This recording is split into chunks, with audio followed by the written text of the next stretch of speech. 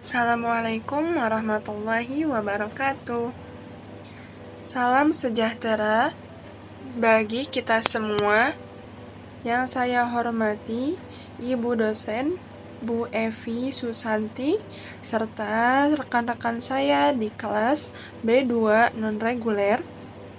Izinkan saya memaparkan hasil pengamatan dan perencanaan proyek pembelajaran bahasa Indonesia di jenjang sekolah dasar dengan fokus keterampilan menyimak untuk kelas 1 sampai kelas 2 SD di jenjang kelas bawah. Kita semua tahu bahwa menyimak adalah keterampilan dasar yang menjadi fondasi utama pada keterampilan berbahasa lainnya, seperti bicara, membaca, dan menulis. Oleh karena itu, pengembangan keterampilan menyimak sejak dini sangatlah penting. Latar belakang, pada jenjang kelas 1 sampai dengan kelas 2 SD, anak-anak berada pada posisi masa transisi dari komunikasi lisan di lingkungan keluarga menuju komunikasi formal di lingkungan sekolah. Namun pada praktiknya, keterampilan menyimak tidak mendapatkan perhatian khusus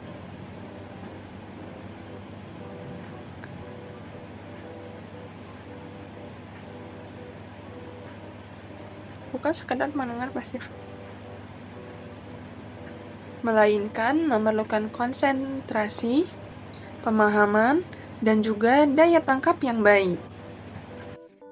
Pembelajaran proyek ini bertujuan untuk ke-1, mengembangkan keterampilan menyimak anak melalui cerita atau dongeng sederhana. Yang kedua, melatih kemampuan memahami isi, tokoh, urutan, dan juga pesan moral yang ada di dalam cerita. Yang ketiga, menumbuhkan ketertarikan anak dalam membaca dan mendengarkan cerita. Materi yang dapat digunakan dapat berupa cerita sederhana, misalnya cerita rakyat atau dongeng pendek yang sesuai dengan usia mereka. Contohnya kisah kancil dan buaya, kisah kabayan, atau kisah semut dan belalang. Ini memiliki struktur naratif yang jelas, bahasa yang sederhana, dan nilai moral yang mudah difahami. Guru akan membacakan dengan ekspresi, intonasi, dan jeda yang tepat untuk membangun suasana yang menyenangkan.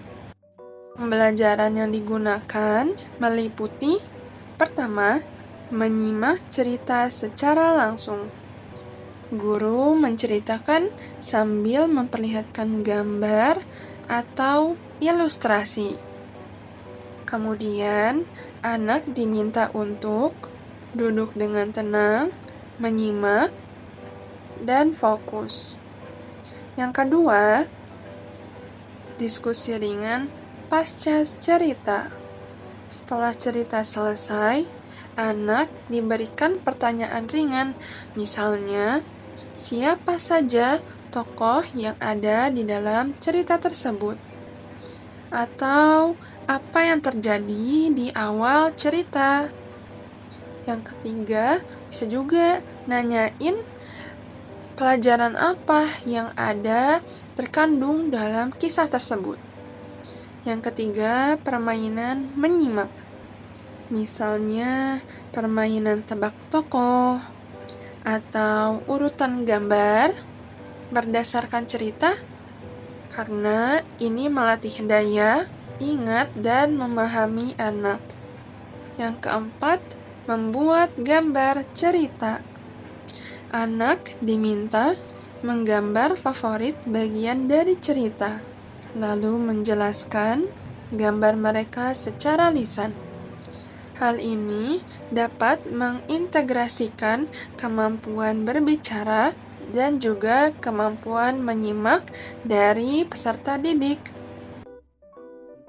Kemudian, di sini ada penilaian kuantitatif dan observasi dengan melihat yang pertama, apakah anak mampu menjawab pertanyaan dengan lisan?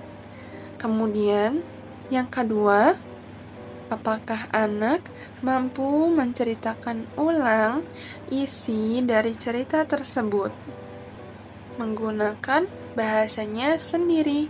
Dan yang ketiga, bagaimana sikap anak saat menyimak cerita? Refleksi dilaksanakan bersama anak dengan bertanya, apa bagian yang paling disukai anak dalam cerita ini? Kemudian bisa dilanjut dengan bertanya, apa yang dapat kamu pelajari dari tokoh di dalam cerita? Selanjutnya, ada kelebihan dan kekurangan tantangan yang dapat dihadapi dalam pembelajaran ini, yaitu kelebihannya, siswa merasa terlibat dan senang. Kemudian, kelebihan yang kedua, tidak membutuhkan alat berat ataupun tidak membutuhkan sumber teknologi. Kelebihan yang ketiga, mengembangkan imajinasi anak dan kosakata anak. Kemudian pada poin tantangan, yang pertama terdapat tantangan yang kedua perlu pengurangan dan variasi media agar pembelajaran dalam bercerita ini tidak berjalan dengan membosankan. Kemudian tantangan yang terakhir, guru harus memiliki keterampilan bercerita yang baik dan mudah difahami. Dan harapan.